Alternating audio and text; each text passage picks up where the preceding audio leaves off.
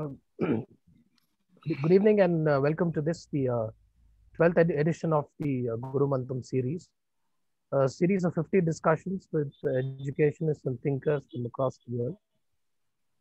And it happens every Saturday. And like I said, this is the 12th edition of it. And it's organized by under the aegis of the Vivekananda Institute for Leadership Development, WeLead.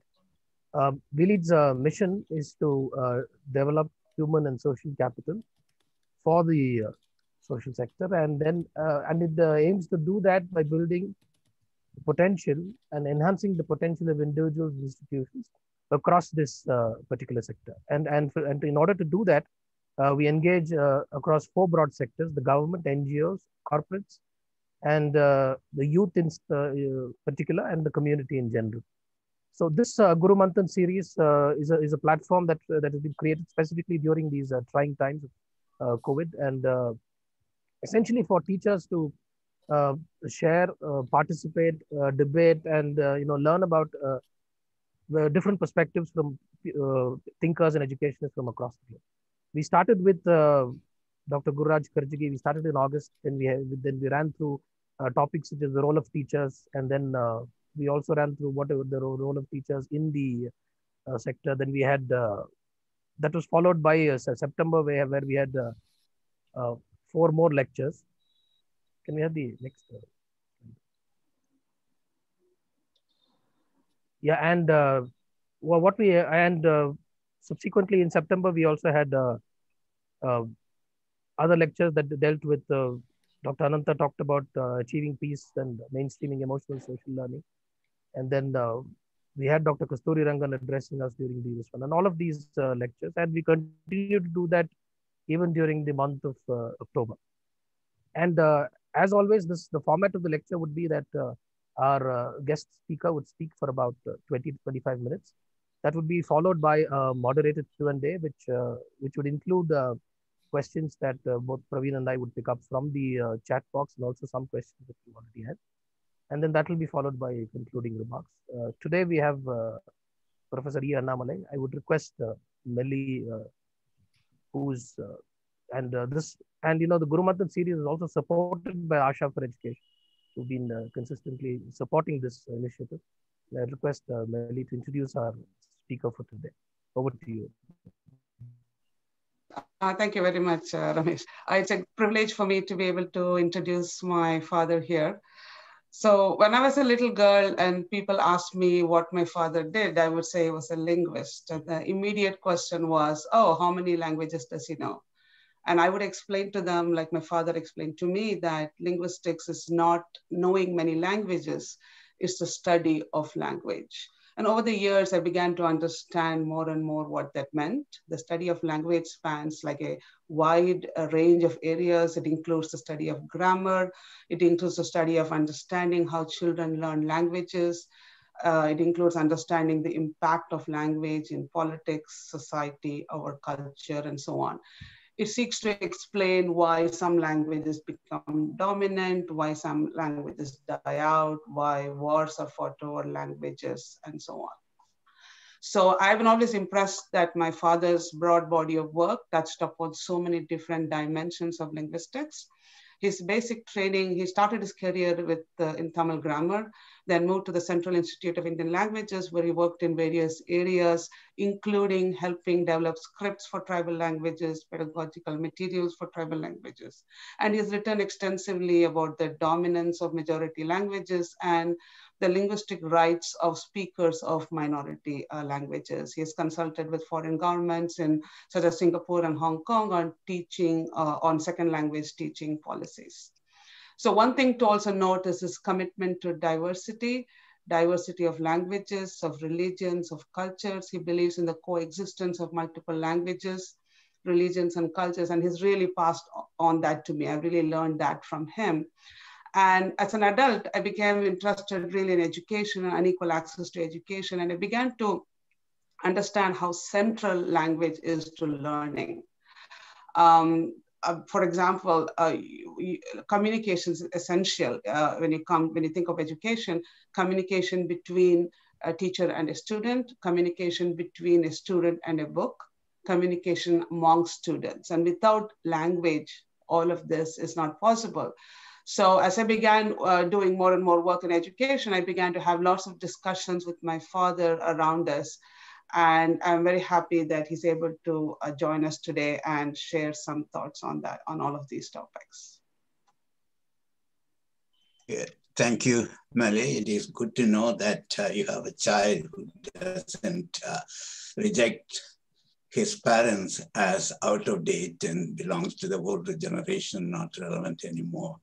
It's good to have that feeling.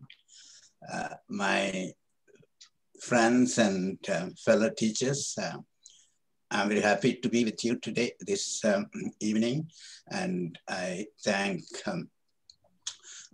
Vivekananda Kendra for this opportunity, and particularly to Praveen and Balu for inviting me to this. I stand before you from a lowliest position in education as one working in the area of language teaching. It's almost like speaking from the kitchen of your house. As you know, in all the traditional houses, kitchen is the least attended to, smallest, and no light and all that kind of thing. It's the woman's place, right? So men don't pay much attention to that.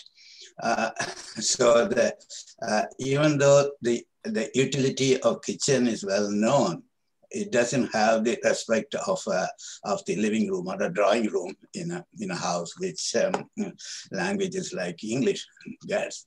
So another way of putting it is that in the education, there is a Varna system. And as a language teacher, I would be speaking from the position of a Dalit to the Brahmins of education.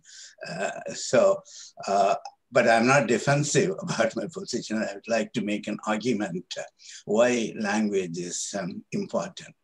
Language has a significant value in education in spite of the current emphasis on what's called STEM, which is meaningful, whereas language is an unnecessary thing to be learned in school. So there is a view that time spent on learning languages other than English probably would be well spent by learning science and subjects like that.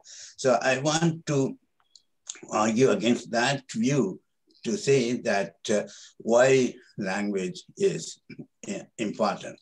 The basic reason why language is important is language is both a tool for which the student should get familiar with. I mean, the student should learn how to use that and how it works and all that kind of information. And also it is a tool for use something else.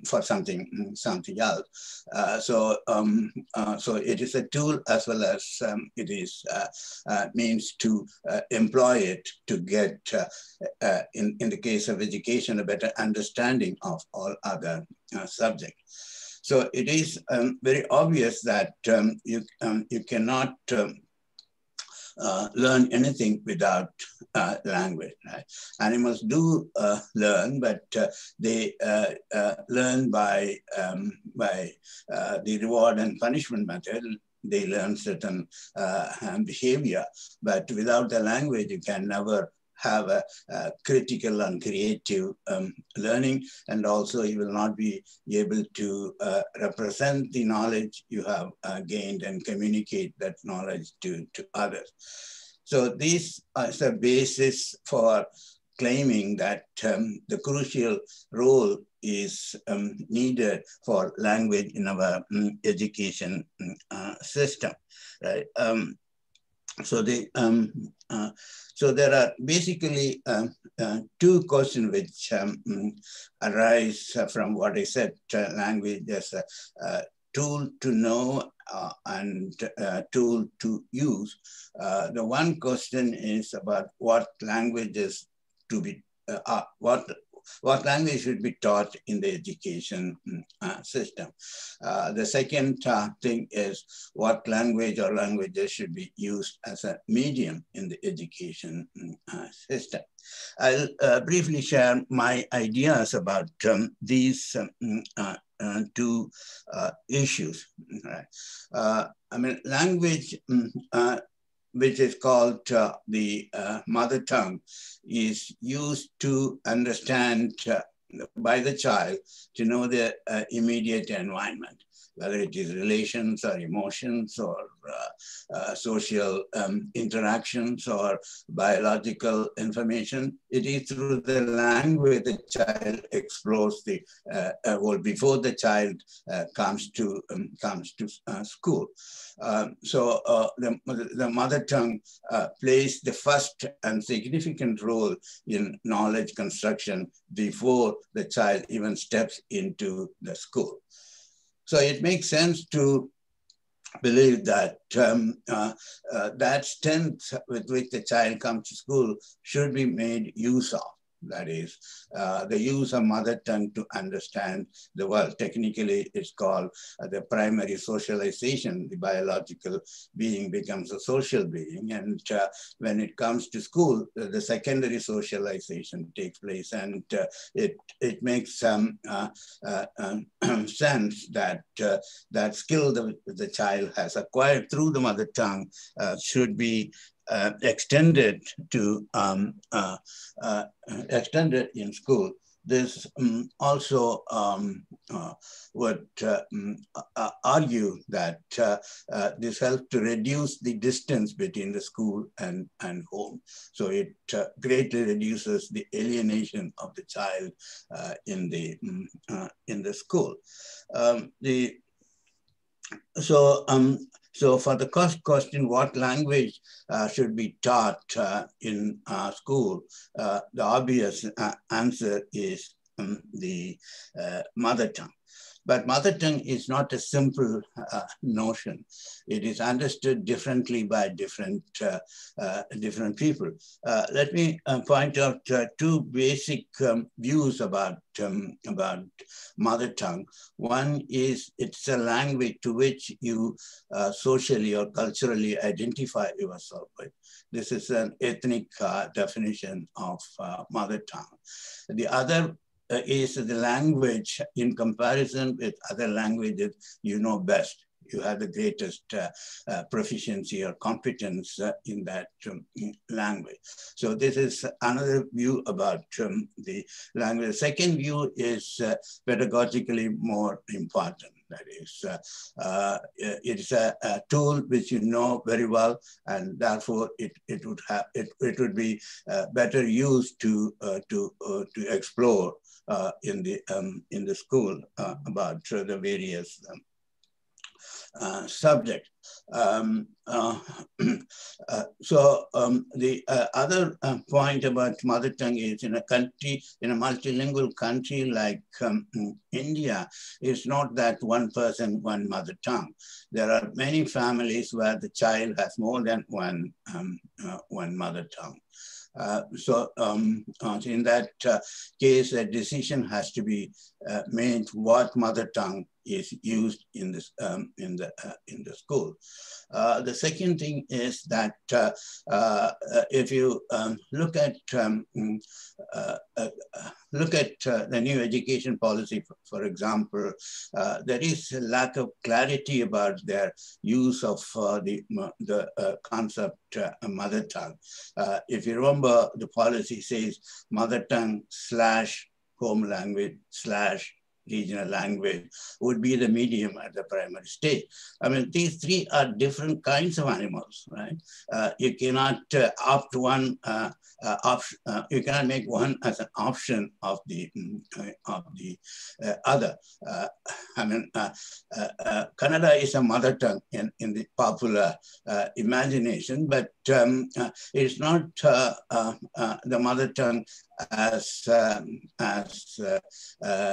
Urdu or Tamil or Tulu or Sholiga in Karnataka. So that mother tongue is different from Kannada as a mother tongue. So there should be clear view about what we mean by the mother tongue in the primary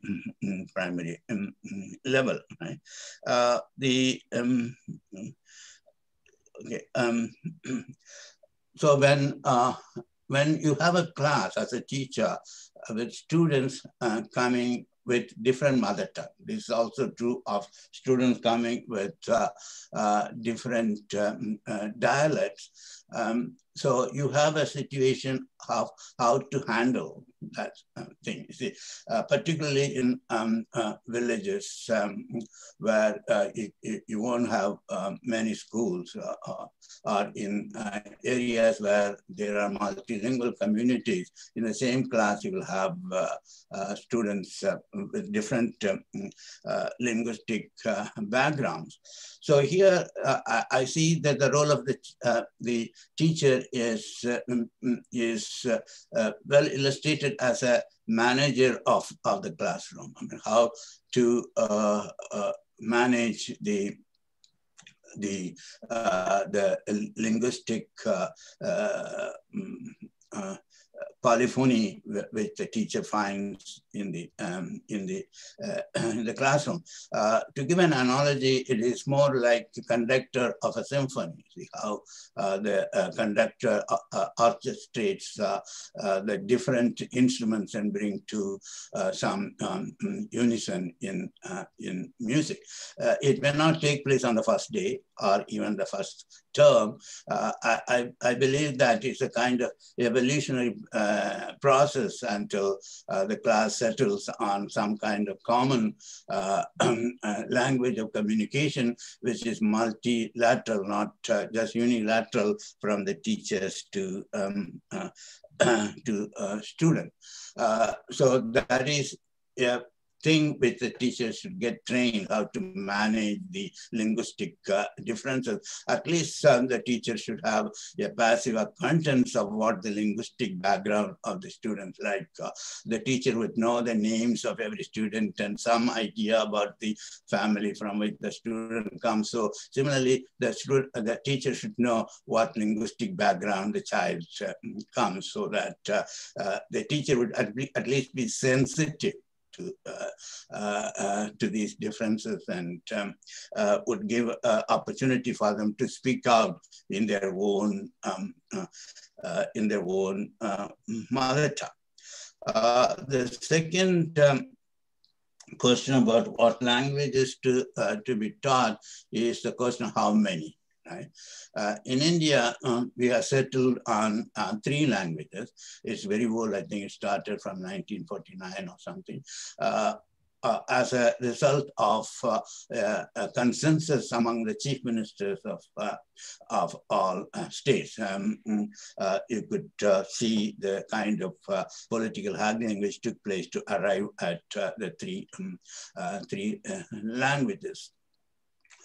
So this has been continuing right from that for the past 60, 70 years.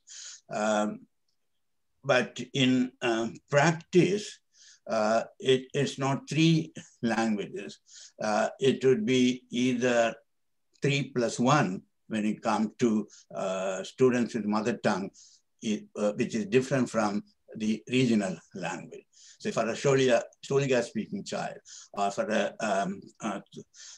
Kodagu speaking child, or Urdu speaking child in Karnataka, it is this mother tongue plus Kannada.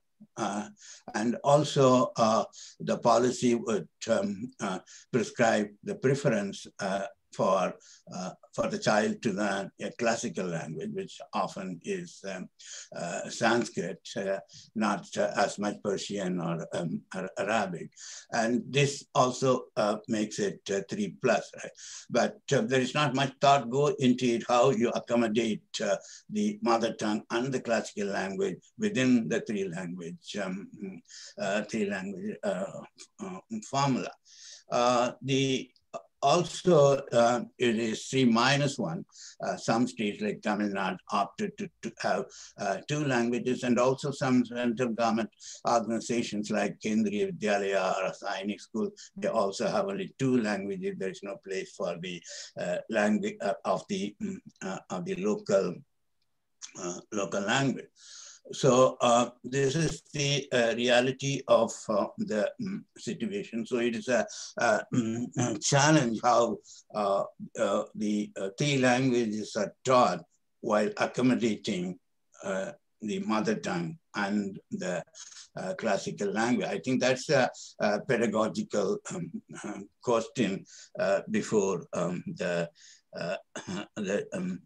teachers.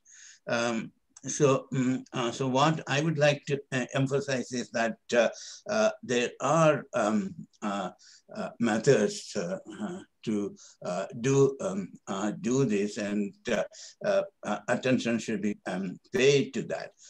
In NEP, for example, it mentioned the number 3, but doesn't say how these 3 would be coordinated.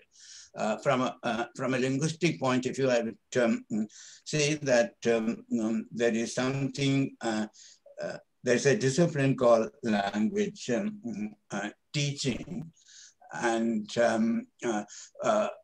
but that is not paid any attention in terms of training. If you look at the curriculum of B.Ed colleges, there would be Kannada teaching, English teaching, Hindi teaching training, but not language teaching training. But there are certain generic skills which are common across languages, and so that commonness is not exploited. Right?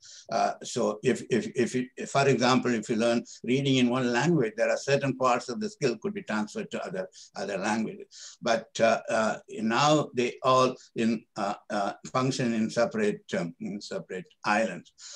The English teacher doesn't know how Kannada teacher teaches reading to her students, and like that. So there is a great room for looking at all the 3 languages as have some common thing from the pedagogical point of view, and that could be exploited for the benefit of learning these languages. The other, I mean, the 3 languages were decided for various reasons. Some of the reasons are political, like national integration, and some are economic, like economic opportunities, etc. But also another important purpose of this is to perpetuate the multilingual ethos of the country. So the school should also make the students get the multilingual experience when they learn the 3 languages, not as 3 separate languages which have nothing to do with each other. So the second point I mentioned before that, another point is that when I say that mother tongue should be must be a language at the primary stage, purely for the pedagogical point I mentioned, there are also other non-pedagogical reasons for using mother tongue in school, which could be termed like the linguistic human rights of minority speakers, or it could be the desire for a minority linguistic community to develop their language. Right? So all this would mean to have an opportunity for the minority languages in the education system. It is not very different from opportunities in education for weaker communities, right? So the same thing applies to give opportunities for weaker languages in the education system for its development. What it means in terms of practice is that mother tongue do not disappear after the primary school. They after is used as a medium, but there should be an option for the students from linguistic minorities to learn it as a language. It's not only the development of their language, but also it gives certain kind of dignity, that their language is not a liability on them. Every language is an asset, and they could get the feeling that they can continue learning their language and contribute to the development of the language. The last point is the second point is about language as a medium of education. I already mentioned about the significance of using mother tongue as a medium, but for extraneous reasons, not intrinsic to pedagogy, is that the medium has to change. Right. So you cannot have the same medium in a country like India from class 1 to your master's program. So that raises the question of how you work out this transfer from one medium to the other. Right. So there are umpteen number of studies and also there are models of how this transfer would take place. In India also, Ajit Mohanty, a psychologist, did research in Orissa, and he has recently come out with a book, Mother Tongue-Based Multilingual Education. So it's mother tongue and other languages. This is a model developed in the context of India that could be looked at. The other aspect of the medium is the use or purpose of the medium. When it comes to English, there is an erroneous view that English is used as a medium to learn English. See, not to learn subjects.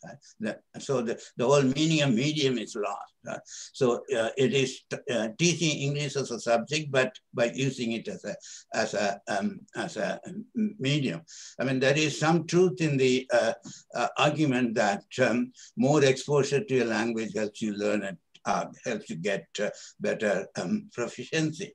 From that point of view, immersion is a good language teaching strategy.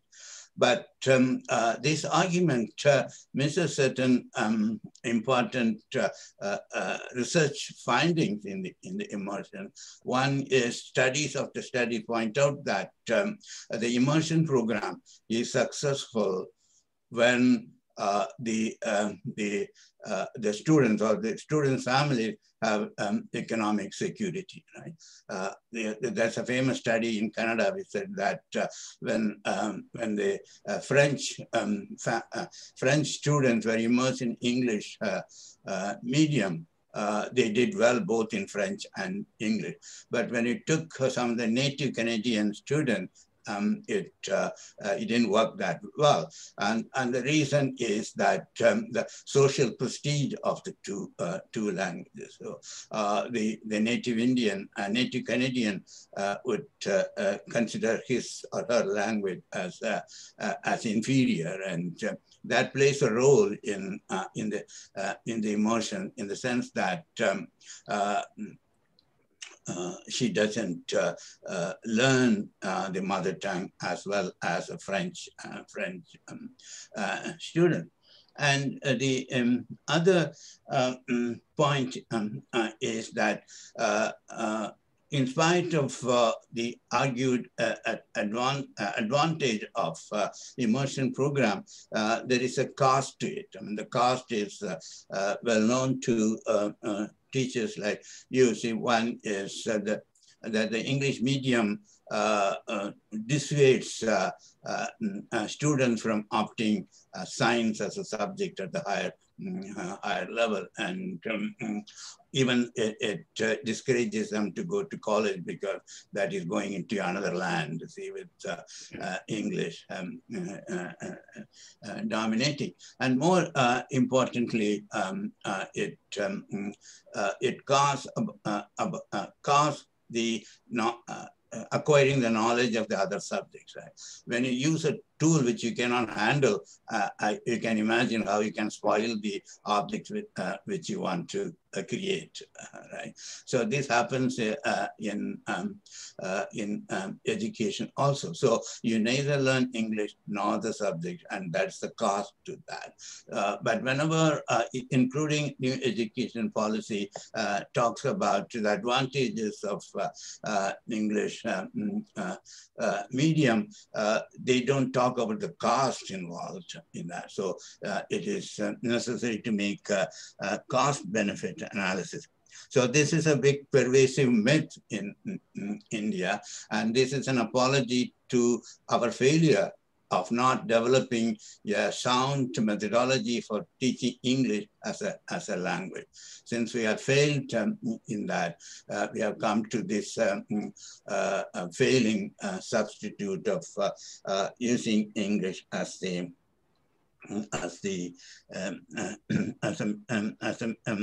medium. And the final point is that using English medium for learning English takes place only in India and other post-colonial countries. People argue that Germany or China or many other countries are shifting to English medium schools and school to English medium tertiary education, but they are not doing it for learning English. They are doing it because it's easier to teach certain specialized subject through English. But it's only in countries like India, the medium of English is for teaching English. So this is, I would say that new pedagogical discovery of Indian education is, which has been proved false elsewhere. So I will close by saying that the value of language in education is well established, and it's not a debatable one, but we devalue it by with a misguided use of language in our education system. So you'll stop here. I think it's already 30 minutes. Thank you, sir. We have a flood of questions. We'll try to pick up a few questions. I'll start with one very practical question raised by Ms. Bhagyalakshmi. She works in a government school, and in the government schools, we practice a system called Nalikali. Okay. Especially in the grades 1, 2, 3, where it's a playway, multi-grade learning. Yeah. There, for the teaching the language Kannada, instead of starting with the alphabets A, A, E, E, they start with 5 alphabets Ragasada, Ragasada, and using those 5 alphabets, create combinations of words, simple words for the kids to learn, and slowly few more alphabets are introduced, and that's how the complexity of the language is built. Ma'am wants to understand your opinion on this, or is it based on strong scientific evidence, or are there similar models from other places across the world? Yeah. See, one view is that we don't teach alphabet as such. you teach alphabet in the context of words, right? So introduce letters through words. This is much more significant in a language like English, where there is a vast difference between spelling and the pronunciation of letters. It's not so problematic with our language. Even then, to provide context for alphabet is very significant pedagogically. The second point is that the arrangement of alphabet in our system, like a, I, E, kacha, like that, is result of it's a result of say, intellectual understanding of the language, and the grammar has organized the letters in certain phonetic basis. But it is not based on a pedagogical basis. So in pedagogy, you could introduce letters in a different way, the way you just now mentioned, or some people use based on the similarity of shape, because when the child comes to the classroom, the first skill is to control the hand, right? So from drawing to letters, when you come, then you start with letters which have only lines, and then you go to the letters with curves and like that. That would give a pedagogical basis for introducing the alphabet. So you can look at the traditional alphabet as a kind of storehouse, and the letters there don't have to be used as they were organized. I mean, that's a kind of file organization, but in your actual teaching context, you will use what is pedagogically more advantageous. Thank you, sir. There's one more question from another practitioner. One of our participants, Divya, another teacher, has observed that linguistic learners learn in a more holistic manner. Her question is it associated with their ability to comprehend or understand language, or is it something else? The first part is learning Russian. Her learning language, right? Yeah, her observation was that linguistic learners are more holistic in their learning. So is it only because of language, or could there be other reasons? Okay. So we linguists believe that there are some innate abilities in people to learn languages, right? So that plays even more greater role than imitation of what the child had. So, so if that is meant by holistic, I think that is there. It is this holistic in the sense of all languages sharing certain common features, grammatical features, makes learning another language easy, translation between languages easy. Right. So, and that also would tie up with the point I made that when we teach three languages, we could take them as a one unit and say how you could benefit from others. See, the other point I would like to make from the new education policy is that they make the argument that the child's brain is very plastic. She could learn any number of languages. Therefore, teach as many languages as possible at the primary school. I mean, that theory is right. I mean, a child is disposed to learn any number of languages until she reaches puberty. But the child learning many languages at a young age is functionally related. I mean, there should be a functional performance for these languages. A child at home might use one language to parents, another language to grandparents, another to the servants, and another to the visitor, etc. Right? But there is a function for each of these things.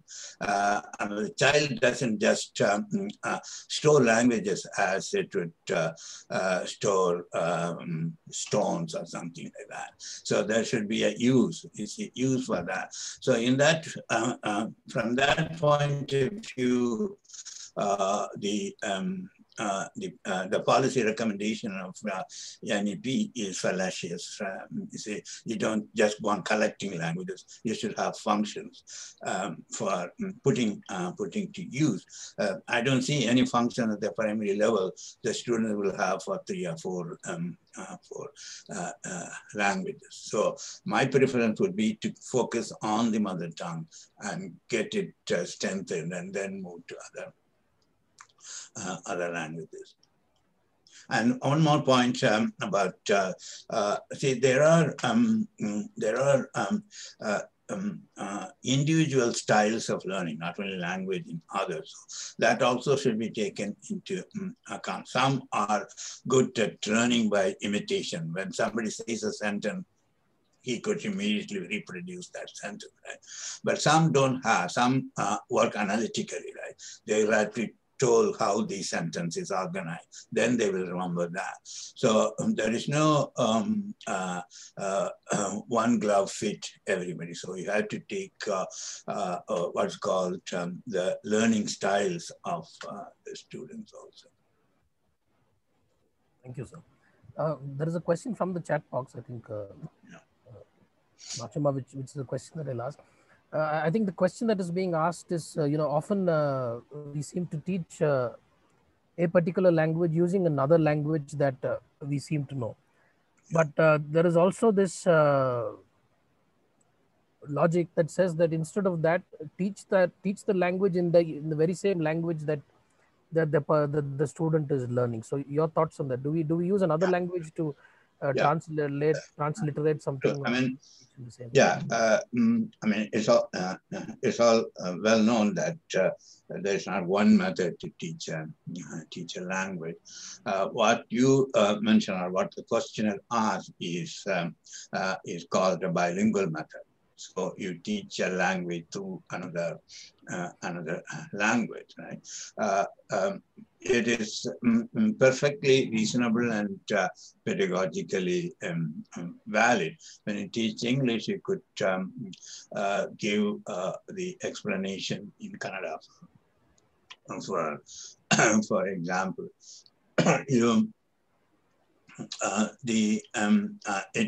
it doesn't have to be whole hog, right?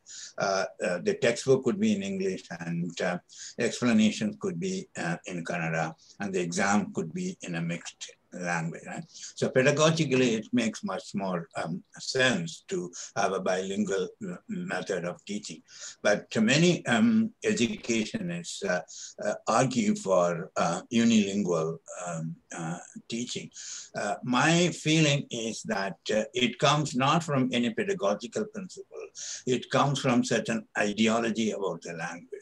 That is, the school should have the purity of language. So if you allow 2 languages in the teaching of one language, it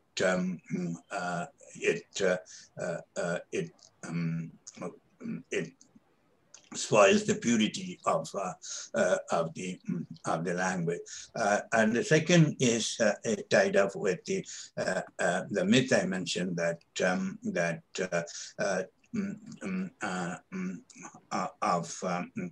this is about teaching subject through English. So if you explain teaching physics through English, but with explanations in Kannada,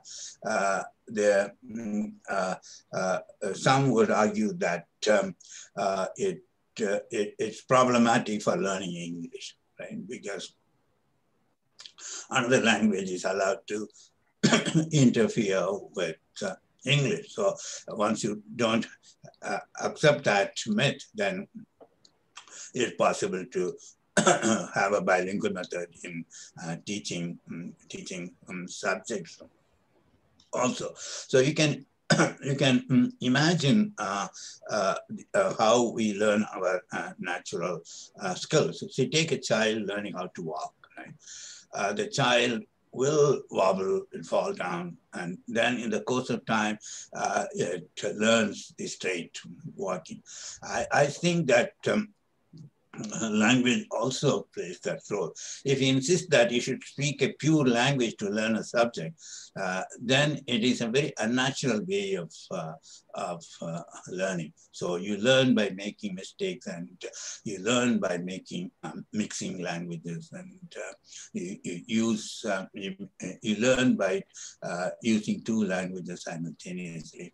And as we go on, depending on the situation, you see, you would learn the unmixed language. So on the subject of myths, Yeah. on that very subject, there are several myths that go around. For example, one being that STEM subjects do not need language primarily. So that is one. Then also that that there are several parents who believe that the child is only educated. Again, another myth that if he or she can communicate in English, particularly in a particular in one section of the population that says only if the children can speak fluently in English, then they are educated. Or like we said, STEM subjects do not read. And there's another thing that we are also noticing is that there is a significant drop in particularly children from middle class, lower middle class, upper middle class families getting into the humanities stream, particularly media studies or or those kind of streams. Is there something connected to, because their language is a critical component of those streams? So do you see any connection in all of these things, that the myths that are play around? Yeah, there are multiple points about this question. I would argue that the language is much more pervasive in learning. I wouldn't accept the argument that you don't learn, you don't need language to learn physics or mathematics, right? Even what we call experiential learning, right? Not any formal learning, but you acquire knowledge through experience. But there also language works silently. Right? One cannot imagine how you will codify your experience, how you would organize your experience. It's the language, you see, which plays a role. The same way the mathematics, yeah, there are concepts, but how do you understand the concepts, right? The relationship between the concepts, right? Of course, you could use formulas, you could use logic, but they're also mediated through the language. So for the idea that the language plays no role in certain subject is unacceptable. The language plays a greater role in some subjects, like understanding literature. So you have to know the nuances of the literary language, right? But language is required for learning or acquiring any new knowledge. That is one aspect of the question. The other one, it is the success of learning through English in education. The success has been restricted to the second and third generation learners, right? Whose parents went through education and their home environment is different. To extend it that it would be ipso facto successful to first generation learners is a fallacy. right? So we have a sense that what works for middle class would work for the rest of the population.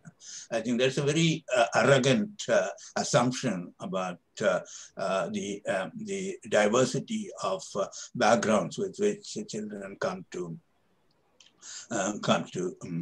education. So I would say that you do have students whose parents do not speak or do not speak a word in English, but they also have to learn English, right? So it is our job as educationists to find ways of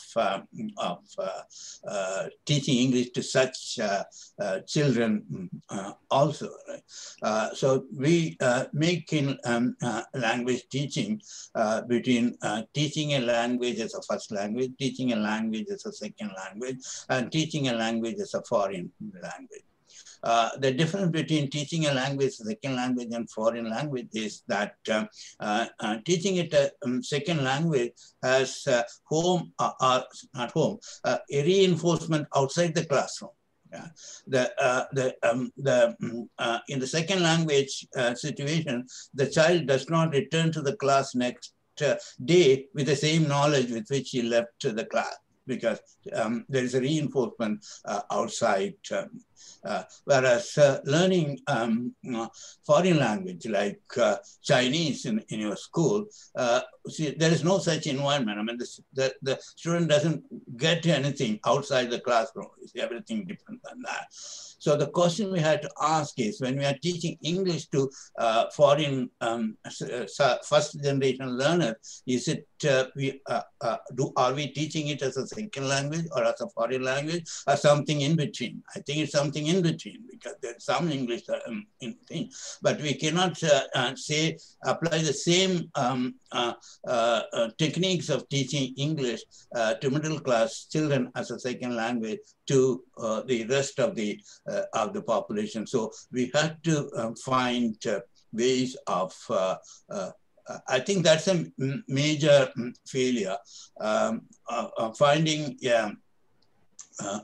constructing a methodology for teaching English in the Indian situation.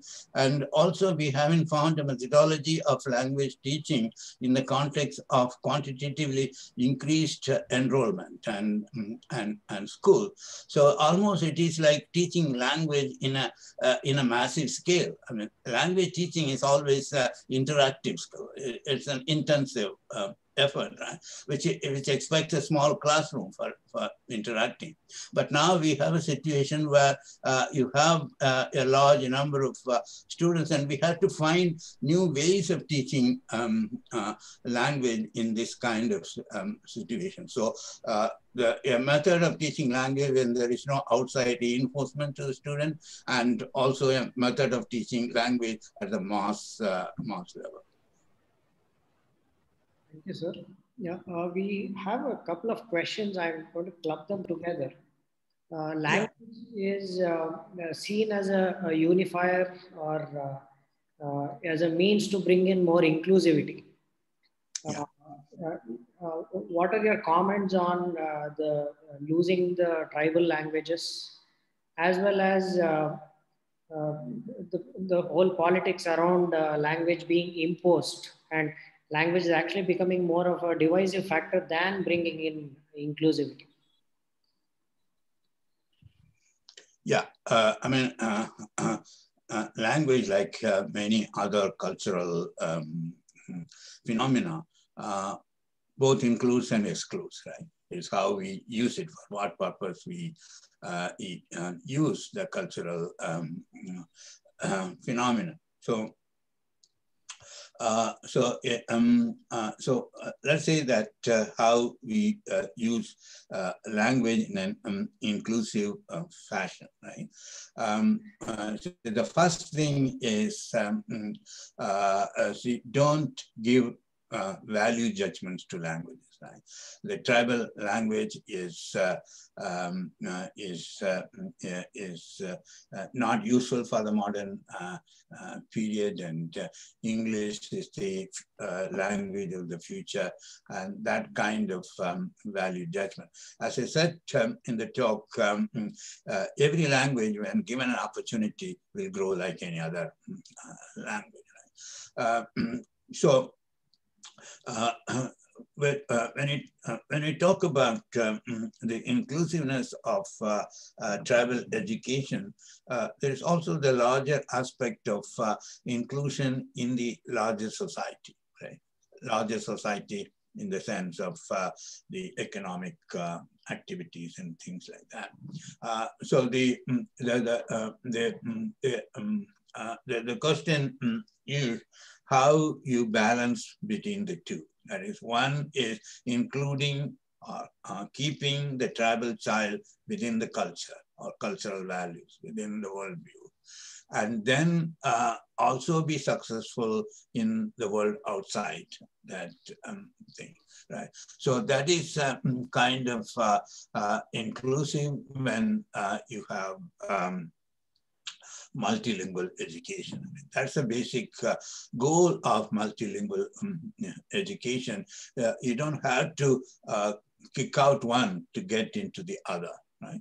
You could keep your mother tongue and you could learn a global language. So in the many models of teaching multiple languages, some models specifically focus on reducing the number of languages, right? On the false assumption that one is better than many. Right? One is more efficient, what some economists call scaling up. Right? One would go a long distance than many. So that is at the other end. In the other end, you would have a strategy how to maintain the different languages. Right? So the one point about multilingualism is that multilingualism is not a numerical notion that there are many languages. It is basically a functional notion, which is how each language is used for in what context and what purpose. So if we could work out a kind of complementation, functional complementation of languages, then the inclusiveness will follow. I mean, it is a wrong. It's wrong on the part of education to look at the language teaching aiming at only one thing, that is language which is based on the school grammar. Right? If you look at the multilingual, grassroots multilingualism in the country, the boundaries between the languages are porous. Right? They'll move from one to the other very, very easily. Only when you come to school, you learn all this is wrong. Right? You should have impenetrable walls between languages. I mean, that is not multilingualism. See, it is hard to convince education to have this kind of porous relationship between the languages, because the school wants to have uniformity. The school wants to have control, right? So that's why these ideas of grassroots multilingualism would not sell among the educationists. And if we go further, then they would say the school grammar should be the 10th century Kannada, not modern Kannada. Thank you, sir. One last question, sir, before we move on to your closing remarks. In the private schools, generally the local language teacher, that is in Karnataka, for example, the Kannada teacher is usually the lowest paid teacher. Yeah. And the highest paid teacher is usually the math teacher or the English teacher. Any ideas on how we could bring in equality among the teacher pay scales? Right. Yeah. See, my view is that even if you increase the pay in private school for language teachers and science teacher, it doesn't bring automatically respect, right? It's primarily a question of respect. The Kannada teacher doesn't have respect as much as an English teacher does. So it's not even a matter of language, right? See, it relates to what I said, the value judgment. To language. To change this, it is a larger cultural and political effort. Let me give an analogy. In the Indian society, the girl child is a liability and the son is an asset. Right? To change that a girl is also an asset as a son is, you need a major cultural transformation. The same thing is true with languages also. Kannada is a liability, English is an asset. Or Sholiga is a liability, Kannada is an asset, right? I mean, to break that, I think it is beyond beyond the hands of education. We had to have a cultural revolution to bring this change. But the point which education should do is not to contribute to this, even if they cannot change it. Let us not inculcate the feeling of liability to the children coming from minority backgrounds. Right? So at least education could do that, not contributing if they cannot stop it. Thank you, sir. We'll now proceed to your closing remarks. Yeah, my remark is just this. See, the one is language teaching is not an easy job, as many people think it is. As difficult as teaching any other subject. That should be realized. It may not be reflected in pay scale or respect scale, but as a profession, it is as challenging as any subject teaching. The second one is we know more about the problems that the questions point out in language teaching, but we are not so sure about the solution. Right? So my view on that is that we have not given thought to this question of how to find solution to language teaching in a multilingual society. Right? When we want to continue multilingual ethos in the country. So once we give serious thought to this, then solutions would come, right? So this again relates to the question is the language is a kitchen business, and we don't talk about that in our drawing rooms, kind of thing, right? So I'm happy to note that you teachers are struggling with questions like this. So I hope that some solution is offered. One thing is to learn from what other countries have done in dealing with multiple languages in education. Some have succeeded, some have failed, and even in India, in some programs have succeeded, some have failed. So we should know what works. There's no one thing which works for all of India. Right? There are many things which are applicable in different places. Right? So let us to look for such solutions. So we will look for a solution only when we take language teaching seriously. If you think that it is disposable, then we will never come with any solution. Thank you, sir. Before I hand over to Dr. Balu for concluding the session, we had two personal questions to ask you. and we couldn't miss the opportunity. One is what took you to the University of Chicago? And the second one, how do you keep going even at your advanced age? Yeah, I mean, the simple answer what took me to Chicago is Millie. The daughters are in the US, so that's one big attraction. The second more serious one is the University of Chicago is my alma mater. I did my linguistics work at the University of Chicago, so it was kind of second home to me. So that made the thing easy. Also, I always had a struggle to give you briefly my biographical history. I started with Tamil in India.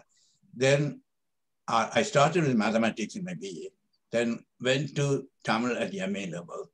Then the linguistics was coming into the country. I found it attractive as a combination of mathematics and language. And then I spent my entire career in Mysore working on language problems. And then this was an opportunity in Chicago to go back to Tamil literature, right? So that is another reason why I came to this. And you were, what's the second question? What keeps you going at this advanced age, sir? Oh, okay. See, one main reason is teaching. See, when I look at the students in front of me, particularly in University of Chicago, very bright and lively students, and when they ask you questions or when they challenge you, like that, then you are excited, right? So you want to satisfy their curiosity, right? So this, I was fortunate as a teacher to be in interaction with students, and that keeps me going. And the other one is not in my hand. I seem to have been having good health, so. Right. I think such a wonderful, insightful one, sir. It was very enlightening, and thank you for taking us to this fascinating world of languages. You brought it in so beautifully, the science, the cultural part of it, and I think what 2 or 3 sentences I would love to take back with me are, we shouldn't lose, in the name of uniformity and homogeneity, we shouldn't lose an enormous cultural strength that nations like India have. And the second word, especially for a person like me who swears by grassroots work, is grassroots multilingualism. I thought that is something which is fascinating to learn, and I'm definitely going to explore more about it. And leaving us all with this question, not just us teachers and the entire world of the educationists, about how do you teach language in a multilinguistic, multicultural society. I think a lot of food for thought. It was fascinating, sir, and I thank you so much. And I do wish that God gives you a long, healthy life to continue the wonderful work you're doing. And we look forward to seeing you back in Mysore sometime soon. Hopefully after the COVID. Thank you very much for the opportunity and for this interaction with you teachers, which, as I said, gives me energy. Thank you so much, sir. And over to Praveen. Okay. Thank you, sir. And in the next week, we will be listening to an interesting model of the Khalkeri Sangeet Vidyalaya, which teaches music in the first half of the day and actually runs a formal school in the second half of the day. So we will listen to their experiment on what are the lessons they have learned, what are the challenges they have faced. Especially this is very relevant in the context of an art integrated curriculum which is being spoken about in the NEP. And the week after that, we will have Dr. Praveen Kumar talk about education as means to create an equitable society. Do join us next week. Thank you, everyone, and stay safe and see you next week. Thank you. Thank you.